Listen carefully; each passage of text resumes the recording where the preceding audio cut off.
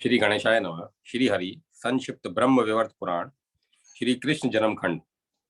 महर्षि औरव द्वारा दुर्वासा को शाप। दुर्वासा का अम्बरीश के यहाँ द्वादशी के दिन पारणा के समय पहुंचकर भोजन मांगना। वशिष्ठ जी की आज्ञा से अम्बरीश का पारणा की पूर्ति के लिए भगवान का चरणों तक पीना। दुर्वासा का राजा को मारने के लिए कृत्या पुरुष उत्पन्न करना। सुदर्शन चक्र का कृत्या को मारकर मुनि का पीछा करना। मुनि का कहीं भी आश्रय न पाकर वैकुंठ में जाना। वहां से भगवान की आज्ञा के अनुसार अम्बरीश के घर आकर भोजन करना तथा आशीर्वाद देकर अपने आश्रम को जाना।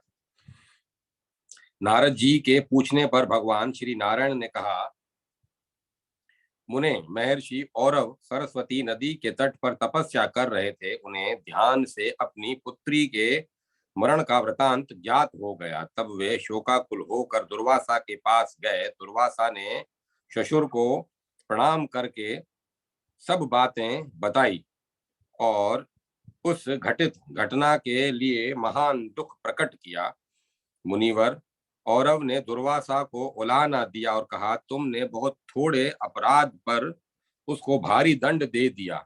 यदि उसे भस्म न करके त्याग ही दिया होता तो वह मेरे ही पास रह जाती। फिर रोष से भरकर शाप दे दिया कि तुम्हारा पराभव होगा। इतना कहकर मुनि औरव लौट गए। यह कथा सुनकर नारद जी ने दुर्वासा के पराभव का इतिहास पूछा। नारद बोले, भगवान दुर्वासा साक्षात भगवान शंकर के अंश हैं तथा तेज में उन्हीं के समान है। फिर कौन ऐसा महातेजस्वी पुरुष था जिसने उनका भी पराभव कर दिया? भगवान श्री नारायण ने कहा, मुने, सूर्य वंश में अम्बरीश नाम से प्रसिद्ध एक राजाधिराज सम्राट हो गए। उनका नाम सदा श्री कृष्ण के चरण कमलों में उनका मन सदा श्री कृष्ण के चरण कमलों में चिंतन में ही लगा रहता था।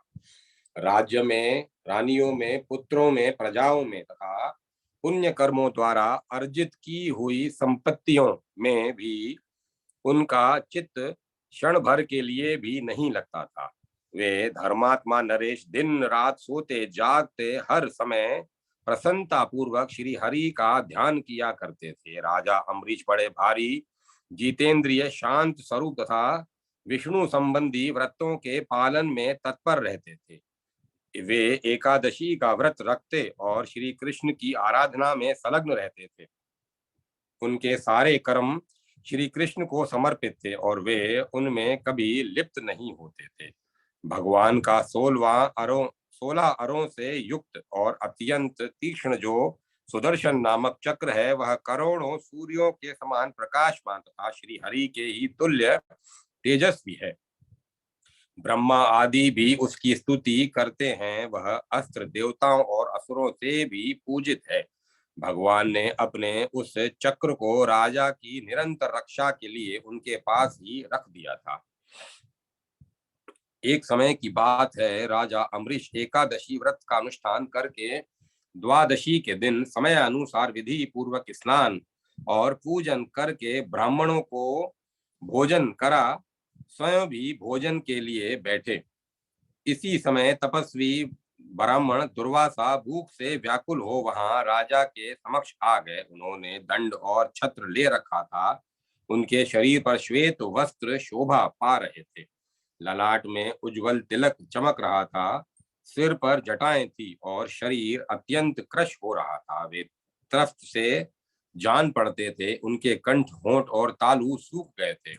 मुनियेंद्र पर दृष्टि पड़ते ही राजा ने उठकर उन्हें प्रणाम किया और प्रसन्नता पूर्वक पैर धोने के लिए जल प्रस्तुत करके बैठने को स्वर्ण का सिंहासन दिया।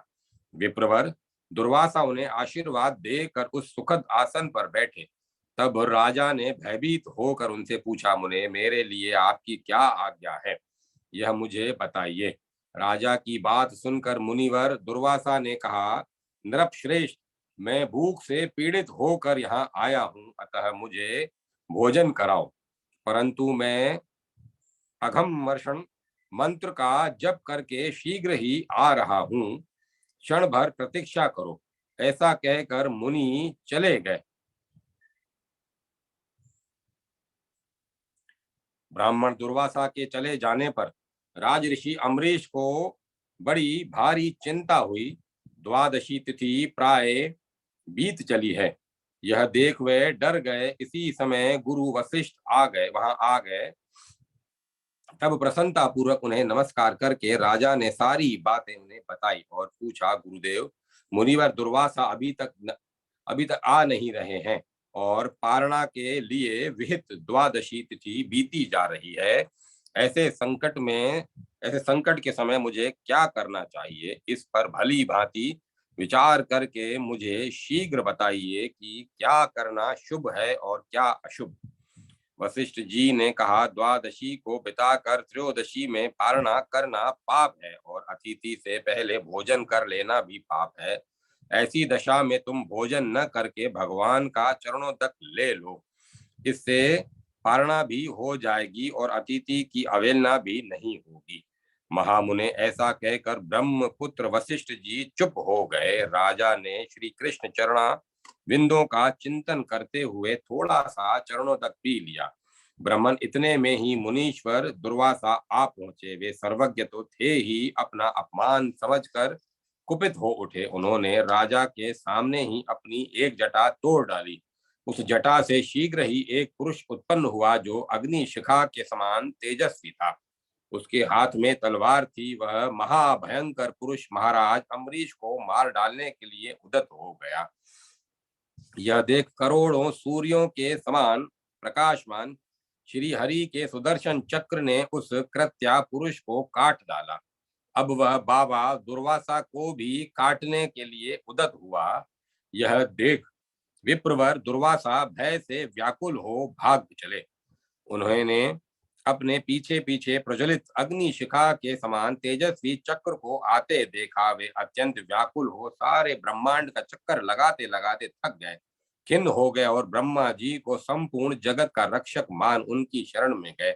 बचाइए बचाइए पुकारते हुए उन्होंने ब्रह्मा जी की सभा में प्रवेश किया। ब्रह्मा जी ने उठकर विप्रवर दुर्वासा का कुशल मंगल पूछा। तब उन्होंने आदि से ही सारा वृतांत विस्तार पूर्वक कह सुनाया। सुनकर ब्रह्मा जी ने लंबी सांस ली और भय से व्याकुल होकर कहा, ब्रह्मा जी ने कहा, बेटा, तुम जिसके बल पर श्री हरि के दास को शाप देने गए थे, उसके जिसके रक्षक भगवान हैं, उसको तीनों लोकों में कौन मार सकता है? भक्त वत्सल श्री हरि ने छोटे बड़े सभी भक्तों की रक्षा के लिए सुदर्शन चक्र को सदा नियुक्त कर रखा है। जो मूढ़ श्री विष्णु के लिए प्राणों के समान प्रिय वैष्णव भक्त से द्वेष रखता है, उन उसका संहार भगवान विष्णु स्वयं करते हैं। वे श्री हरि संहारकर्ता का भी संहार करने में समर्थ हैं। अतः बेटा, तुम शीघ्र किसी दूसरे स्थान में जाओ। अब यहाँ तुम्हारी रक्षा नहीं हो सकती। यदि नहीं हटे तो सुदर्शन चक्र मेरे साथ ही तुम्हारा वध कर डालेगा। ब्रह्मा जी की बात सुनकर ब्राह्मण देवता दुर्वासा वहां से भयभीत होकर भागे। अब वे डर कर कैलाश पर्वत पर पहुंचकर भगवान शंकर की शरण में गए और बोले, कृपा निधान हमारी रक्षा कीजिए। भगवान शिव सर्वज्ञ हैं, उन्होंने ब्राह्मण दुर्वासा का कुशल समाचार तक नहीं पूछा। जो क्षण भर में जगत का संहार करने में समर्थ तथा दीन दुखियों के स्वामी हैं, वे महादेव जी मुनि से बोले। शंकर जी ने कहा, द्विजश्रेष्ठ, सुस्थिर होकर मेरी बात सुनो। मुने, तुम महर्षि अत्रि के पुत्र तथा जगत सृष्टा ब्रह्मा जी के पौत्र हो। वेदों के विद्वान तथा सर्वज्ञ हो, परंतु तुम्हारा कर्म मूर्खों के समान है। वेदों, पुराणों और इतिहासों में सर्वत्र जिन सर्वेश्वर का निरूपण हुआ है, उन्हीं को तुम मूढ़ मनुष्य की भांति नहीं जानते हो। जिनके भ्रूभृंग की लीला मात्र से मैं ब्रह्मा, रुद्र, आदित्य, वसु, धर्म, इंद्र, संपूर्ण देवता, मुनिन्द्र और मनु उत्पन्न और विलीन होते रहते हैं। उन्हीं श्री हरि के प्राणों से भी बढ़कर प्रिय भक्त को तुम किसकी शक्ति से मारने चले थे? उनका चक्र उन्हीं के तुल्य तेजस्वी है, उसे रोकना सर्वथा कठिन है। उस चक्र को यद्यपि उन्होंने भक्तों की रक्षा में लगा रखा है, तथापि उन्हें उस पर पूरा भरोसा नहीं होता, इसीलिए वे स्वयं उनकी रक्षा के लिए जाते हैं। उनके मुंह से अपने गुणों और नामों का श्रवण करके उन्हें बड़ा आनंद मिलता है, इसीलिए भगवान भक्त के साथ सदा छाया की तरह घूमते रहते हैं। अतः ब्राह्मण देव गोविंद का भजन करो, उनके चरण कमलों का चिंतन करो, श्री हरि के स्मरण मात्र से भी सारी आपत्तियां नष्ट हो जाती हैं। अब शीघ्र ही वैकुंठ धाम में जाओ, उस धाम के अधिपति श्री हरि ही तुम्हारी शरणागत हैं। तुम्हारे उस धाम के अधिपति श्री हरि ही तुम्हारे शरणदाता हैं। वे शुभ दया के सागर हैं, अतः तुम्हें अवश्य ही अभय दान देंगे। ये बातें हो ही रही थी कि सारा कैलाश चक्र के तेज से व्याप्त हो उठा, जैसे समस्त भूमंडल सूर्य की किरणों से उद्दीप्त हो उठा हो। उस समय संपूर्ण कैलाशवासी उस चक्र की विकराल ज्वालाओं से संतप्त हो त्राही त्राही पुकारते हुए भगवान शंकर की शरण में आए। उस दुस्सह चक्र को देख पार्वती सहित कृपा निधान करुणा निधान भगवान शंकर ने ब्रह्मा जी को प्रेम पूर्वक आशीर्वाद देते हुए कहा, यदि तेज सत्य है और चीर काल से संचित तप सत्य है, तो अपराध करके भयभीत हुआ यह ब्राह्मण संताप से मुक्त हो जाए। पार्वती बोली, यह ब्राह्मण मेरे स्वामी के पुण्य कर्मों के अवसर पर शरण में आया है, अतः मेरे आशीर्वाद से इसका महान भय दूर हो जाए और यह शीघ्र ही संताप से छूट जाए। कृपा पूर्वक ऐसा कहकर पार्वती और शिव चुप हो गए। मुनि ने उन्हें प्रणाम करके देवेश्वर वैकुंठ नाथ की शरण ली। मन के समान तीव्र गति से चलने वाले मुनीश्वर दुर्वासा वैकुंठ भवन में जाकर सुदर्शन को अपने पीछे पीछे आते देख श्री हरि के अंतःपुर में घुस गए। वहां ब्राह्मण ने श्री नारायण के दर्शन किए। वे रत्नमय सिंहासन पर विराजमान थे। उनके हाथों में शंख चक्र गदा और पद्म शोभा पाते थे। उन परम प्रभु ने पीतांबर धारण कर रखा था। उनके चार भुजाएं थी, अंग कांति श्याम थी। वे शांत स्वरूप लक्ष्मी कांत अपने दिव्य सौंदर्य से मन को मोह लेते थे।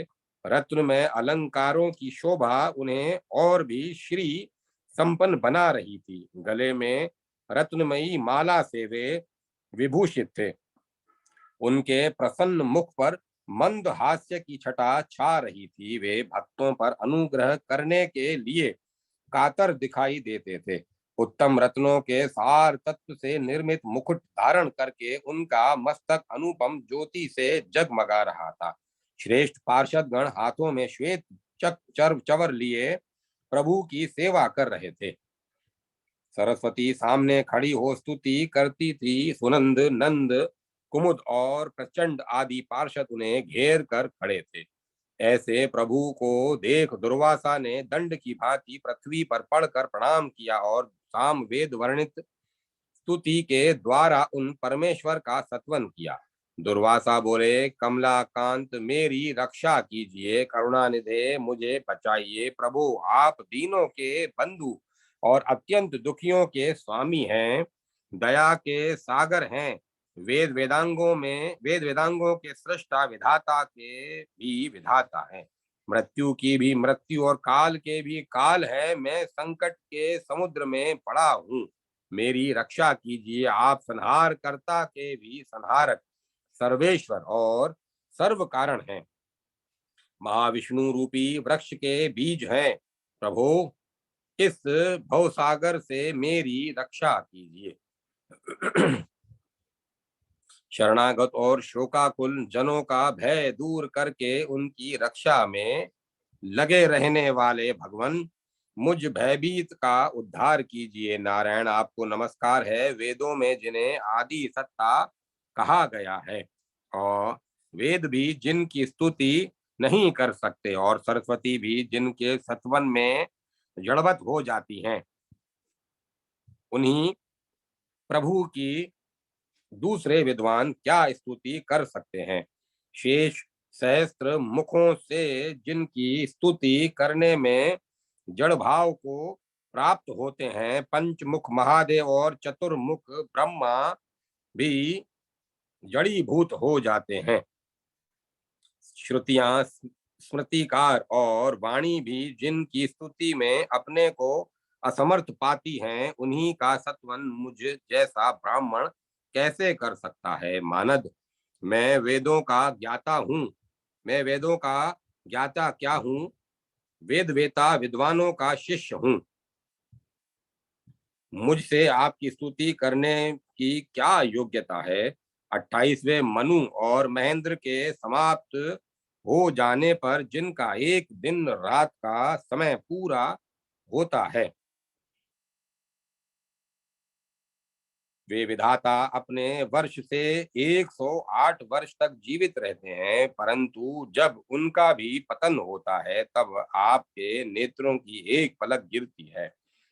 ऐसे अनिर्वचनीय परमेश्वर की मैं क्या स्तुति कर सकूंगा। प्रभु, मेरी रक्षा कीजिए, रक्षा कीजिए। इस प्रकार स्तुति करके भय से विहल हुए दुर्वासा श्री हरि के चरण कमलों में गिर पड़े और अपने अश्रु जल से उन्हें सींचने लगे। दुर्वासा द्वारा किए गए परमात्मा श्री हरि के इस सामवेदोक्त जगन मंडल नामक पुण्यदायक स्तोत्र का जो संकट में पड़ा हुआ मनुष्य भक्ति भाव से पाठ करता है, नारायण देव, नारायण देव कृपया शीघ्र आकर उसकी रक्षा करते हैं। भगवान नारायण कहते हैं, नारद मुनि की हुई स्तुति सुनकर भक्त वत्सल भगवान वैकुंठनाथ हंसकर अमृत की वर्षा सी करती हुई मधुर वाणी में बोले। श्री भगवान ने कहा, मुने उठो उठो, मेरे वर से तुम्हारा कल्याण होगा, परंतु मेरा नित्य सत्य एवं सुखदायक वचन सुनो। ब्राह्मण देव, वेदों पुराणों और इतिहासों में वैष्णवों की जो महिमा गाई गई है, उसे सबने और सर्वत्र सुना है। मैं वैष्णवों के प्राण मैं वैष्णवों के प्राण हूँ और वैष्णव मेरे प्राण हैं। जो मूढ़ उन्हीं से द्वेष करता है, वह मेरे प्राणों का हिंसक है। जो अपने पुत्रों पौत्रों और पत्नियों तथा राज्य और लक्ष्मी को भी त्याग कर सदा मेरा ही ध्यान करता है, उनसे बढ़कर मेरा प्रिय और कौन हो सकता है। भक्त से बढ़कर न मेरे प्राण हैं, न लक्ष्मी है, न शिव है, न सरस्वती है, न ब्रह्मा है, न पार्वती है और न गणेश ही है। ब्राह्मण, वेद और वेद माता सरस्वती भी मेरी दृष्टि में भक्तों से बढ़कर नहीं है। इस प्रकार मैंने अब सब सच्ची बात कही है। यह वास्तविक सार तत्व है। मैंने भक्तों की प्रशंसा के लिए कोई बात बढ़ा चढ़ाकर नहीं कही है। वे वास्तव में मुझे प्राणों से भी अधिक प्रिय हैं। जो मेरे प्राणाधिक प्रिय भक्तों से द्वेष करते हैं, उनको मैं शीघ्र ही दंड देता हूँ और परलोक में भी चीर काल तक उन्हें नरक यातना भोगनी पड़ती है। मैं सबकी उत्पत्ति का कारण तथा सबका ईश्वर और परिपालक हूँ। सर्वव्यापी एवं स्वतंत्र हूँ, तथापि दिन रात भक्तों के अधीन रहता हूँ। गोलोक में मेरा द्विभुज रूप है और वैकुंठ में चतुर्भुज। यह रूप मात्र ही उन उन लोकों में रहता है, किंतु मेरे प्राण में सदा भक्तों के समीप ही रहते हैं। मेरे प्राण तो सदा भक्तों के समीप ही रहते हैं। भक्त का दिया हुआ अन्न साधारण हो तो भी मेरे लिए सादर भक्षण करने योग्य है, परंतु अभक्त का दिया हुआ अमृत के समान मधुर द्रव्य भी मेरे अभक्ष अभक्ष है। ब्राह्मण, राजाओं में श्रेष्ठ अम्बरीश निरीह है, सब प्रकार की इच्छाएं छोड़ चुके हैं,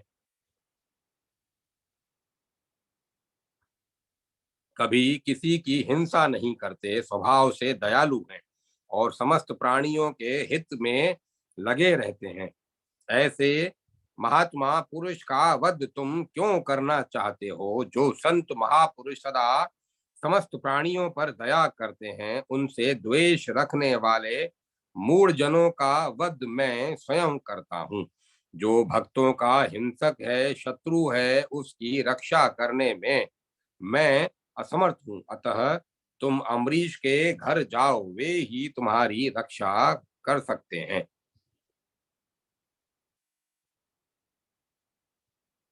भगवान नारायण कहते हैं, नारद, भगवान श्री हरि का वह वचन सुनकर ब्राह्मण दुर्वासा भय से व्याकुल हो गए। उनके मन में बड़ा खेद हुआ और वे श्री कृष्ण चरण बिंदों का चिंतन करते हुए वहीं खड़े रहे। उसी समय वहां ब्रह्मा, शिव, पार्वती, धर्म, इंद्र, रुद्र, दिक्पाल, ग्रह, मुनि गण, अत्रि, लक्ष्मी, सरस्वती, पार्षद तथा नतक गण आए और सबने दुर्वासा के अपराध को क्षमा करने के लिए, रक्षा करने के लिए भगवान विष्णु से प्रार्थना की। तब श्री भगवान बोले, आप सब मेरी नीति युक्त और सुखदायक वचन सुने। मैं आपकी आज्ञा से ब्राह्मण की रक्षा अवश्य करूंगा, किंतु ये मुनि वैकुंठ लोक में पुनः राजा अम्बरीश के घर जाए, वैकुंठ लोक से पुनः राजा अम्बरीश के घर जाए और उसकी प्रसन्नता के लिए वहीं पारणा करे।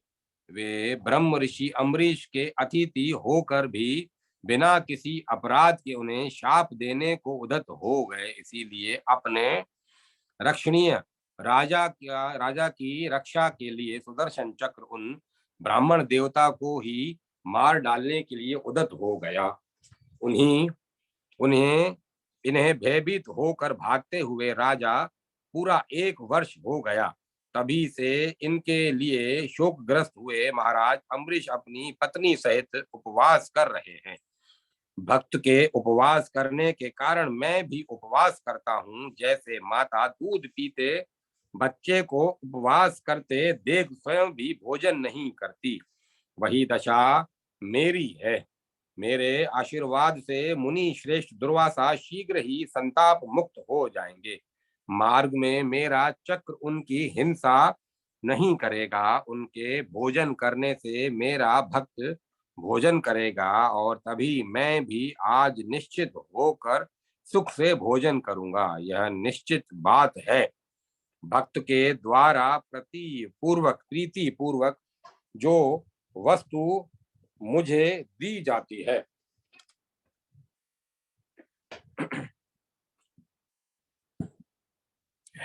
उसे मैं अमृत के समान मधुर मानकर ग्रहण करता हूँ। लक्ष्मी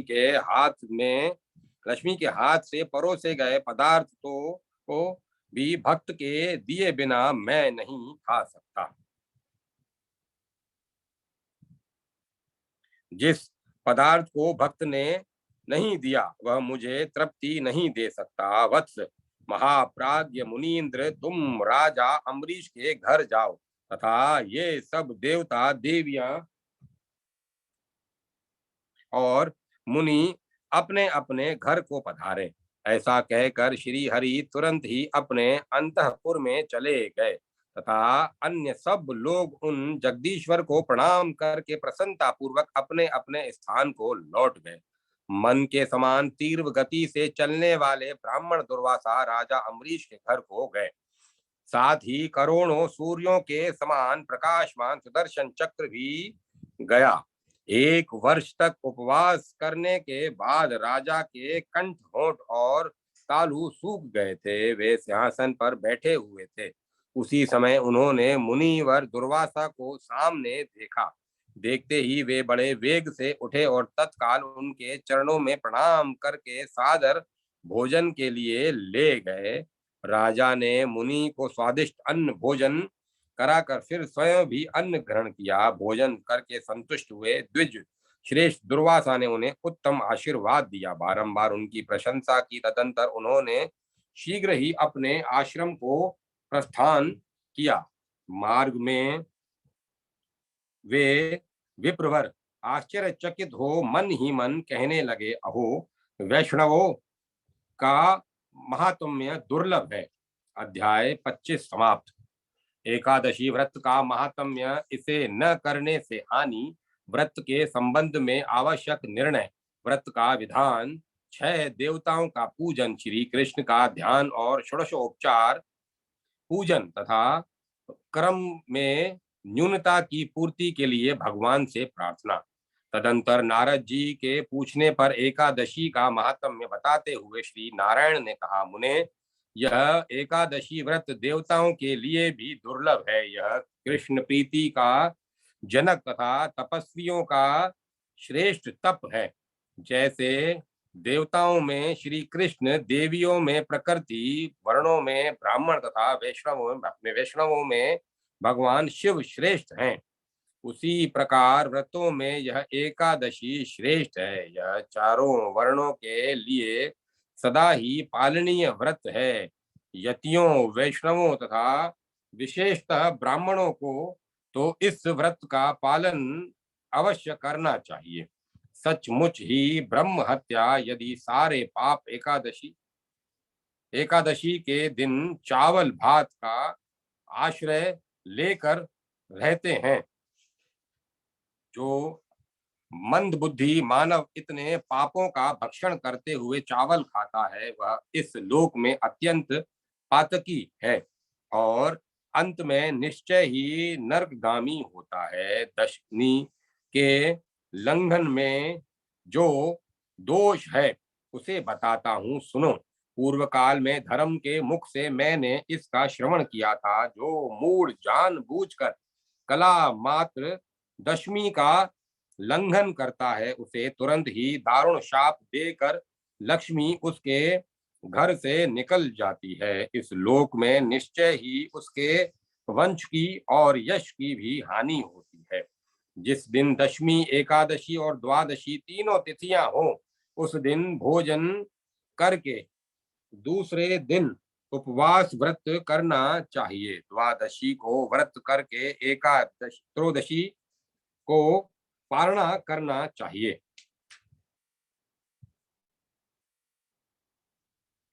उस दशा में व्रतधारी को द्वादशी लंघन से दोष नहीं होता। जब पूरे दिन और रात में एकादशी हो तथा उसका कुछ भाग दूसरे दिन प्रातः काल तक चला गया हो, तब दूसरे दिन ही उपवास करना चाहिए। यदि परातिथि बढ़कर 60 दंड की हो गई हो और प्रातः काल 3 तिथियों का स्पर्श हो, तो ग्रस्त पूर्व दिन में ही व्रत करते हैं। यति आदि नहीं, उन्हें दूसरे दिन उपवास करके नित्य कृत्य करना चाहिए। 2 दिन एकादशी हो तो भी व्रत में सारा जागरण संबंधी कार्य पहले ही रात में करें। पहले दिन में व्रत करके दूसरे दिन एकादशी बीतने पर पारण करें। वैष्णवों, यतियों, विधवाओं, भिक्षुओं और ब्रह्मचारियों को सभी एकादशियों में उपवास करना चाहिए। वैष्णवेतर ग्रस्त शुक्ल पक्ष की एकादशी को ही उपवास व्रत करते हैं। अतः नारद, उनके लिए कृष्णा एकादशी का लंघन करने पर भी वेदों में दोष नहीं बताया गया है। हरिशयनी और हरि बोधनी, इन 2 एकादशियों के बीच में जो कृष्णा एकादशी आती है, उन्हीं में गृहस्थ पुरुषों को उपवास करना चाहिए। उनके सिवाय दूसरी किसी कृष्ण पक्ष की एकादशी में गृहस्थ पुरुष को उपवास नहीं करना चाहिए। ब्राह्मण, इस प्रकार एकादशी के विषय में निर्णय कहा गया जो श्रुतियों में प्रसिद्ध है।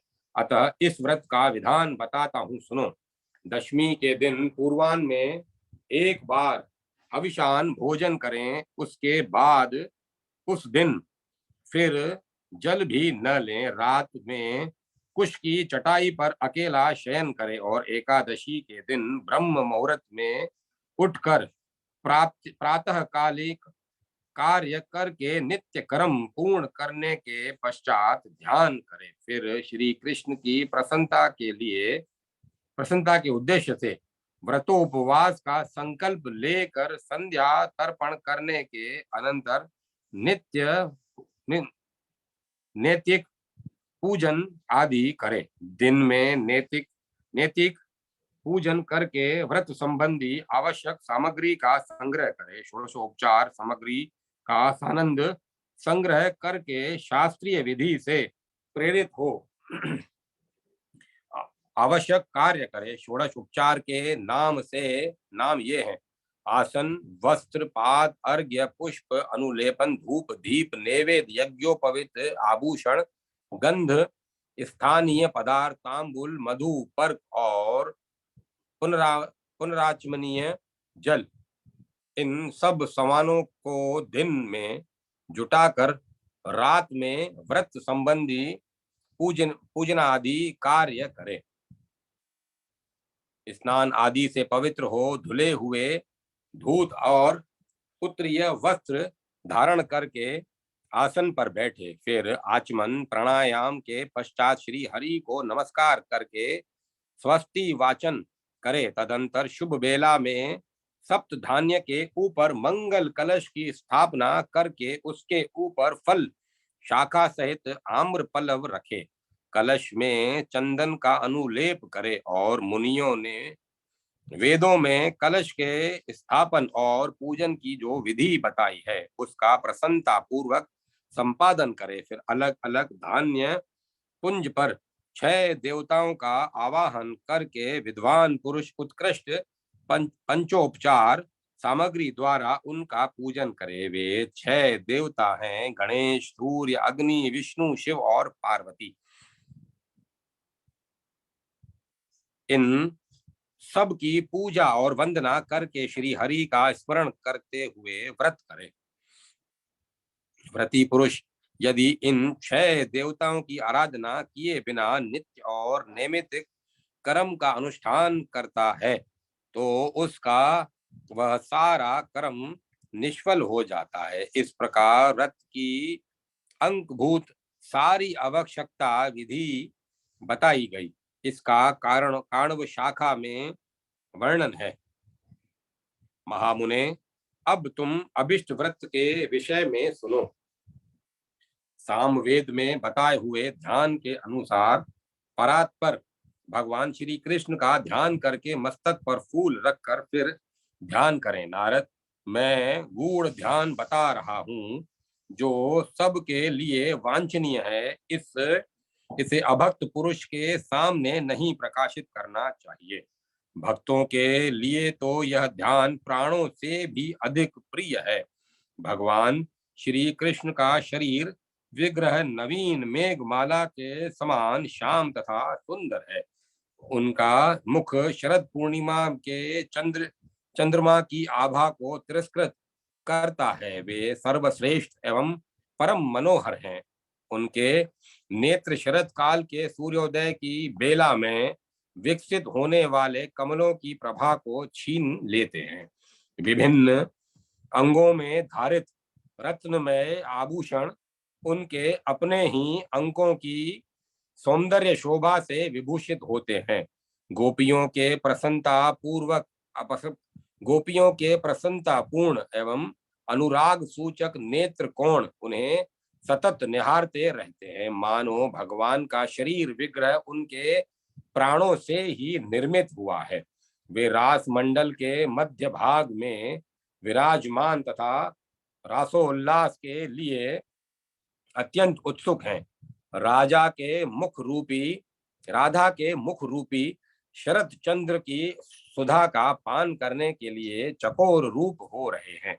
मणि राज कौस्तुभ की प्रभा से उनका वक्ष स्थल अत्यंत उद्भासित हो रहा है और पारिजात पुष्पों की विविध मालाओं से ये अत्यंत शोभायमान है।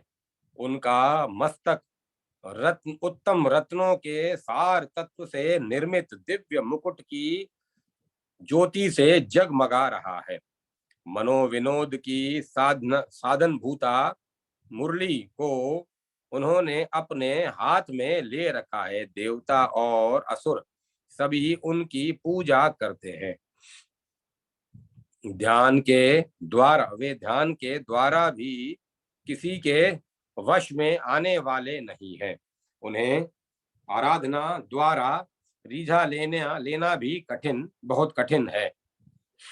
ब्रह्मा आदि देवता भी उनकी वंदना करते हैं और वे समस्त कारणों के भी कारण हैं। उन परमेश्वर श्री कृष्ण का मैं भजन करता हूँ। इस विधि से ध्यान और आवाहन करके पूर्वोक्त 16 प्रकार के उपहार सामग्री अर्पित करते हुए भक्ति भाव से उनका पूजन करें। नारद निम्नांकित मंत्रों से उन्हें पूजनोपचार अर्पित करने चाहिए।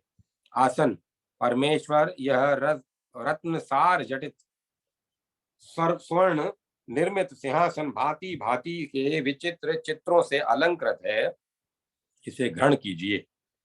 वस्त्र राधा वल्लभ विश्वकर्मा द्वारा निर्मित इस दिव्य वस्त्र को प्रज्वलित आग में धोकर शुद्ध किया गया है। इसका मूल्य वर्णातीत है, इसे धारण कीजिए। आद कर्णानिधान आपके चरणों को पखारने के लिए स्वर्णमय पात्र में रखा हुआ यह सुवासित शीतल जल स्वीकार कीजिए। अर्घ्य भक्तवत्सल शंख पात्र में रखे गए जल पुष्प ध्रुवा तथा चंदन से युक्त यह पवित्र अर्घ्य आपकी सेवा में प्रस्तुत है, इसे ग्रहण कीजिए। पुष्प सर्व कारण चंदन और अगरू से युक्त यह सुवासित श्वेत पुष्प शीघ्र ही आपके मन में आनंद का संचार करने वाला है, इसे स्वीकार कीजिए। अनुलेपन श्री कृष्ण चंदन अगरू कस्तूरी कुमकुम और खस से तैयार किया गया यह उत्तम अनुलेपन आपको प्रिय है, इसे ग्रहण कीजिए। धूप भगवान नाना द्रव्यों से मिश्रित यह सुगंध युक्त सुखद धूप वृक्ष विशेष का रस है, इसे स्वीकार कीजिए। दीप प्रभो रत्नों के सार तत्व से निर्मित तथा दिन रात भली भांति प्रकाशित होने वाला यह दिव्य दीप अंधकार नाश का हेतु है, इसे ग्रहण कीजिए। नैवेद्य स्वात्मा राम ये नाना प्रकार के स्वादिष्ट सुगंधित और पवित्र भक्ष्य भोज्य तथा चोष्य आदि द्रव्य आपकी सेवा में प्रस्तुत हैं, इन्हें अंगीकार कीजिए। यज्ञोपवित देवेश्वर गायत्री मंत्र से दी गई ग्रंथि से युक्त तथा स्वर्ण में तंतुओं से निर्मित यह चतुर शिल्पी द्वारा रचित यज्ञोपवित ग्रहण कीजिए। भूषण नंद नंदन बहुमूल्य रत्नों द्वारा रचित दिव्य प्रभा से प्रकाशमान और समस्त अवयवों को विभूषित करने वाला यह भूषण स्वीकार कीजिए। गंध दीन बंधो समस्त मंगल कर्म में वर्णनीय तथा मंगलदायक यह प्रमुख गंध सेवा में समर्पित है, इसे स्वीकार कीजिए। स्नानीय भगवन आंवला तथा बिल्व पत्र से तैयार किया गया यह मनोहर विष्णु तेल समस्त लोगों को अभिष्ट है, इसे ग्रहण कीजिए। तांबुल नाथ जिसे सब चाहते हैं वह कपूर आदि से सुवासित तांबुल मैंने आपकी सेवा में अर्पित किया है, इसे अंगीकार कीजिए। मधुपर्क गोपीकांत उत्तम रत्नों के सार तत्व से निर्मित पात्र में रखा हुआ यह मधु बहुत ही मीठा और स्वादिष्ट है, इसके सेवन से सबको प्रसन्नता होती है, अतः कृपा पूर्वक इसे ग्रहण कीजिए। पुनराचमनीय जल मधुसूदन यह परम पवित्र सुवासित और निर्मल गंगा जल पुनः आचमन के लिए अंगीकार कीजिए। इस प्रकार भक्त पुरुष प्रसन्नता पूर्वक 16 उपचार अर्पित करके निम्नांकित मंत्र से यत्न पूर्वक फूल और माला चढ़ावे। प्रभो श्वेत डोरे से श्वेत डोरे में नाना प्रकार के फूलों से गुथा हुआ यह पुष्पहार समस्त आभूषणों में श्रेष्ठ है, इसे स्वीकार कीजिए। इस प्रकार पुष्पमाला अर्पित करके व्रती पुरुष मूल मंत्रों से पुष्पांजलि दे और भक्ति भाव से दोनों हाथ जोड़कर भगवान की स्तुति करे। हे कृष्ण, हे राधा कांत, हे करुणा सागर, हे प्रभु, घोर एवं भयानक संसार सागर से मेरा उद्धार कीजिए। प्रभु, सैकड़ों जन्मों से सांसारिक कलेश भोगने के कारण मैं उद्विग्न हो उठा हूं और अपने कर्म पाश रूपी बेड़ियों से बंधा हूं। आप इस बंधन से मुझे छुड़ाइए। नाथ, आपके चरणों में पड़ा हूं, मुझ शरणागत की और कृपा पूर्वक देखिए।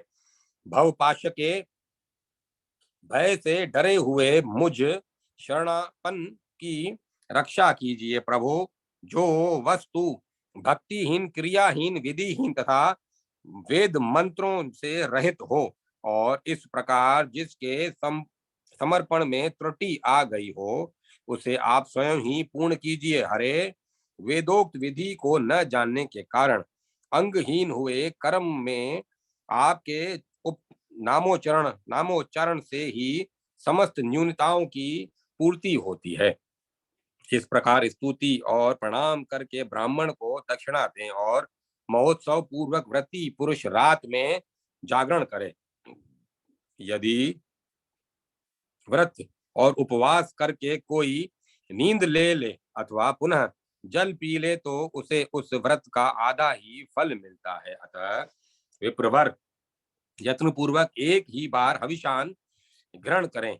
उस समय श्री कृष्ण के चरणों का स्मरण करते हुए निम्नांकित मंत्रों को पढ़ें। विष्णु रूप अन्न ब्रह्मा द्वारा प्राणियों के प्राण के रूप में तुम्हारा निर्माण हुआ है, अतः तुम मुझे व्रत और उपवास का फल दो। जो इस प्रकार भारतवर्ष में भक्ति पूर्वक इस उत्तम व्रत का अनुष्ठान करता है, वह पहले और बाद में 7 7 पीढ़ियों का तथा अपना भी अवश्य ही उद्धार करता है। व्रती मनुष्य निश्चय ही माता पिता, भाई, ससुर, सास, पुत्री, दामाद और भृत्य वर्ग का भी उद्धार कर देता है। ब्राह्मण, इस तरह श्री कृष्ण का चरित्र और व्रत कहा गया है। यह सुख और मोक्ष प्रदान करने वाला सारभूत साधन है। अब मैं तुमसे श्री कृष्ण की दूसरी लीला कहता हूँ। अध्याय 26 समाप्त।